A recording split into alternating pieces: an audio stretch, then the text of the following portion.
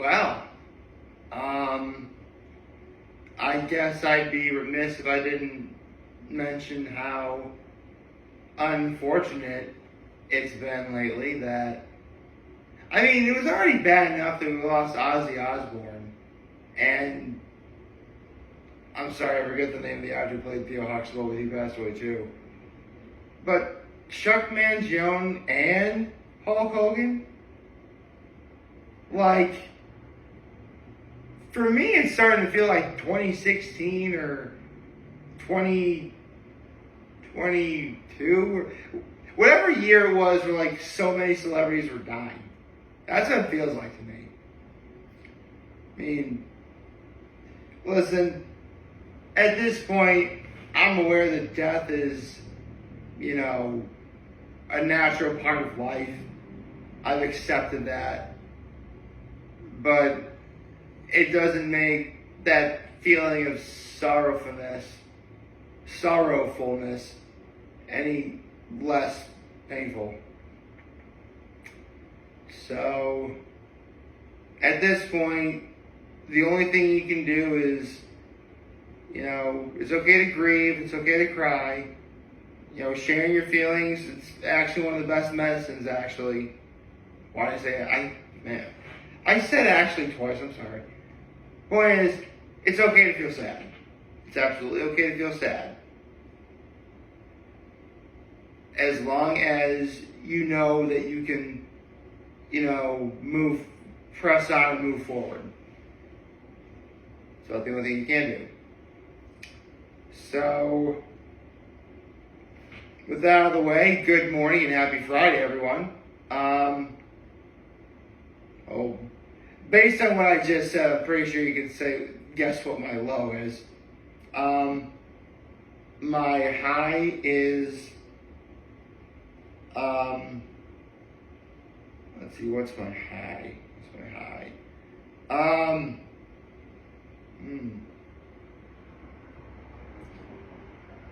It's a beautiful day outside. The sun is shining directly right into my face, which is always nice. Well, that's actually a thing. I mean, not that I plan on doing anything right now, but if I were to ever move from where I'm at right now, it wouldn't matter, but there's one thing I absolutely need is I need sunlight. I need to wake up. My bed should be, don't wake, not with, sunlight beaming directly into my face. I don't want that. But, if it's a dark room, I mean, you guys can probably tell right away, I don't shut the blinds in my apartment because, again, I love letting sunshine. Let the natural light from the sun, be the source of light for the room. Until I happen to turn on the lights for whatever reason. That's me. Give me some sunshine. Give me yellow sun. You know what I mean? Okay, so what's my act of kindness? My act of kindness was I held the door for some people, and when I went shopping yesterday, I did that thing where, I'm trying to grab a shopping cart, but I know someone's behind me, so I'll grab a shopping cart, give them to them, and then I'll get my own. That's what I did. So, without further ado, we had a Hot Ones episode yesterday. Not sure at this time if yesterday's episode was the season 27 finale. I mean, if it is, definitely a great one to go out on, for sure. But I'll get on more of that in a moment. But if you don't know, it was the legendary Sam Rockwell, who, that's the thing. Here's the thing about, actors. Because, they work hard. We know that they work hard to get to where they're at. We know, a good actor or actress would know how to, command on-screen presence, on-screen, all that stuff.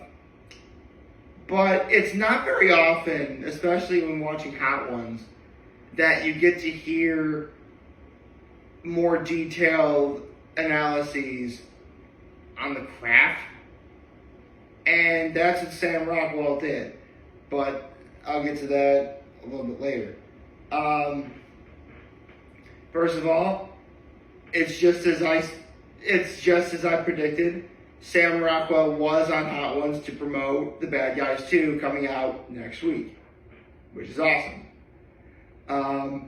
And I mean, I kind of knew they were going to talk about that he was promoting the movie. I didn't think the first question would involve the movie itself. That was very interesting, actually. Let me put the computer on here. There we go. I'll grab my computer mouse, just in case I need to use it. So the first question was, what's it like voicing Mr. Wolf in the bad? Because he's Mr. Wolf, the bad guys. And this is actually, because as a voiceover fan, I definitely know enough of the craft where, like, there actually is a level of emoting and putting genuine heart and soul into a character that you're voicing. But one thing that's never talked about enough is, like, whenever you hear, like, a cartoon character go, or ooh, and ah, like, you never really get to see, like, you know that the voice actor's making those noises, but that's something that's not talked about. Like, basically the question was voicing Mr. Wolf and, like, making impact noises for scenes that, you know, there's an impact, like a character falling down to the ground and stuff like that. And, you know, there's some moments that where the director say, hey, listen, I need more energy for this particular line, or I need you to hold back a little bit for this particular thing. It's something that isn't talked about enough for voiceover, and I'm really glad that that was brought up here. They talked about Walter Goggins' monologue in The White Lotus, and they talked about his go-to monologue back when he was auditioning, which originally was Biff Loman in Death of a Salesman, but he once actually did Jake LaMotta's monologue in Raging Bull, and the guy says, listen, that was the worst monologue I've ever seen, but I like you, so I'm going to give you a shot.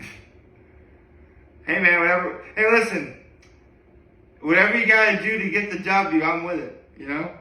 That's how it is. They talked about the idea of men should watch women act and women should watch men act. And that's actually pretty smart. Because, I mean, listen, as a guy, if I'm like in a scene, then I would know how to instinctively act in that scene. I mean, there's always scenes where it really could be anyone in that particular moment and they probably act the exact same way. But there's something to be said about the subtle differences that, you know, gender does play a role in when it comes to acting in a particular scene. And so if you watch, if I were to watch a woman act, like, full stop, I'm going to be seeing Fantastic Four later this morning. And having heard this, I'm definitely going to be paying attention to any female actors on it. Specifically, Vanessa Kirby for sure. Like, how would she act in that scene? And I'm going to think, like, okay, if that was a man, how would that be any different? Except the fact it's a man. Like, that's something I'm definitely going to pay more attention to going forward. And they talked about how every actor should treat a script like it's Hamlet, even if it's like the most ridiculous thing, and how like the craziest like script Sam Rockwell ever read was for Galaxy Quest. He talked about the most challenging prep work he did for a role, which was doing 3 billboards outside of Ebbing, Missouri, which he won his Oscar for, which is awesome. Actually, this is awesome. Okay, so when I did my video a couple days ago, talking about that Sam Rockwell was going to react to the fact that Sam Rockwell was going to be on Hot Ones, I mentioned a movie called The Way, Way Back, and they talk about The Way, Way Back in this episode. So if you've never seen The Way, Way Back, it's a great movie. Great movie. Holy cow. Man, I wish I could watch it again. That'd be a great movie to do. But they talked about with him talking in the loudspeaker, now he had to apologize for it. Because, I mean, I could say more, but I think I'd be spoiling for in case I ever do a movies on it. And if I do, it won't be for a while. Anyway, basically a good majority of this movie takes place in a water park. And they were they were actual people at a water park. Sam Rockwell actually had to apologize to the people of some of the things he was saying on the loudspeaker. Because those are real people listening to what's otherwise PG-13 R-rated stuff. Although that does remind me of one scene from... Yeah, no.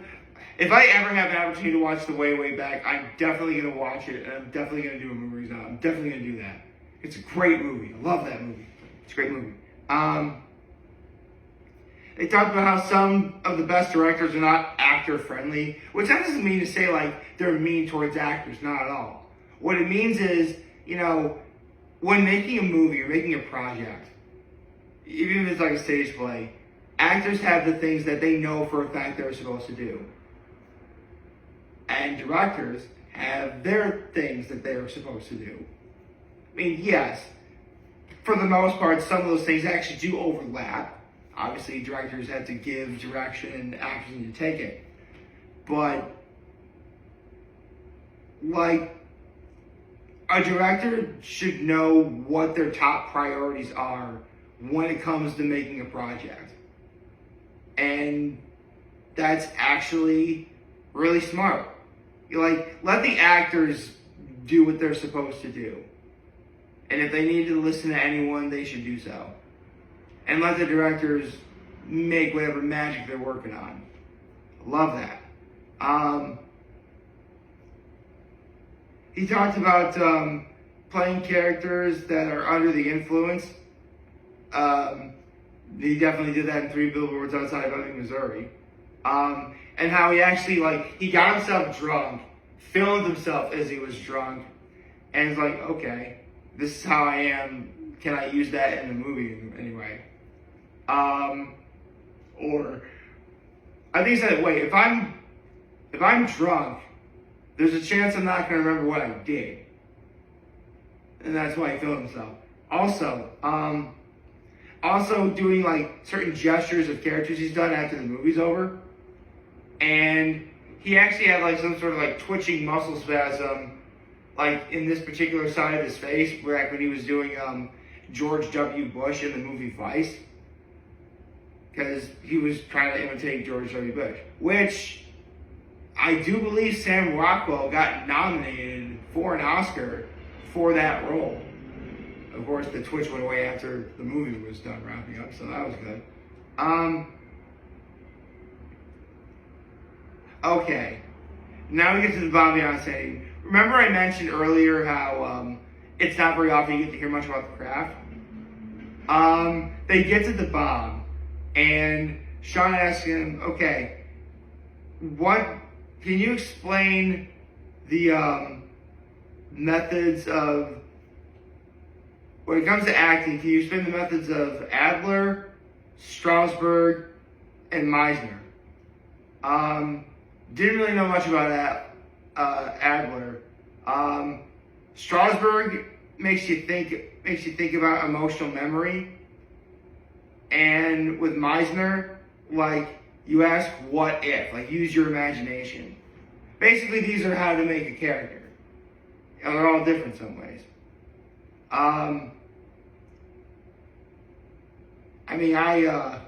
I personally have been more of a Stanislavski person, but this is still always really cool to see.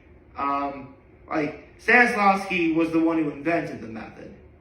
Basically I guess in a way it sort of follows Strasberg a little bit, emotional memory. Look back on past experiences and, build up your acting ability based off of that, if that makes sense. They talked about the pros and cons of attending an outward bound style alternative high school, where basically you gotta learn how to go hustle and be able to do stuff on your own, which this is the first time I've ever heard of anything like that. Okay. And then, so I really wouldn't know what an outward bound style alternative high school is. I mean, I'm in upstate New York. If we have anything like that, this is the first time hearing it. And then, considering that Sam Rockwell is, is a great character actor, Sean asked him, how would he play Sean Evans in a movie? What gestures have you picked up on me throughout this is Sean asking. What mannerisms has Sam Rockwell picked up looking at Sean Evans for the entirety of the interview? And he's like, use your hands a lot. Yeah. This was, again, at this moment, as of the recording of this video, I don't know if this is going to be the season 27 finale. I mean, if it is, it's a great episode to go out on. I mean, unfortunately, First Week Feast and Hot Ones used to be really good about explaining, listen, this, to close out season so-and-so, this is the season. Basically, they're usually pretty good about telling us if it's a season finale episode or not. And as this recording, I don't really know if that's the case. If it winds up not being the case, I'll be pleasantly surprised, and I'll be certain that next week's episode is going to be the season 27 finale. If this was the season 27 finale, I would say if this is your first full season of Hot Ones that you've seen from beginning to end, then I envy you, because this was a great season to watch. I mean, the season opened with, technically I would say the season, I know that this is the first episode of the season, should be the first episode of the season, but I would say the season opens up with the lineup reveal, and opened up with fans actually trying the hot sauces, and that's the lineup reveal. When you open a season with something like that, then you know you're in for something special. I mean, considering that I'm probably the one person on the entirety of the internet that's been analyzing every Hot Ones episode he watches, it is kind of surprising that I was never asked. It's okay though. It's fine. It's no big deal. I mean, if the good folks over First Week Feast and Hot Ones were to ever ask me to, taste the lineup for whatever season was coming up at that time to see what it's like, no one would be more surprised or flattered or happy than I would.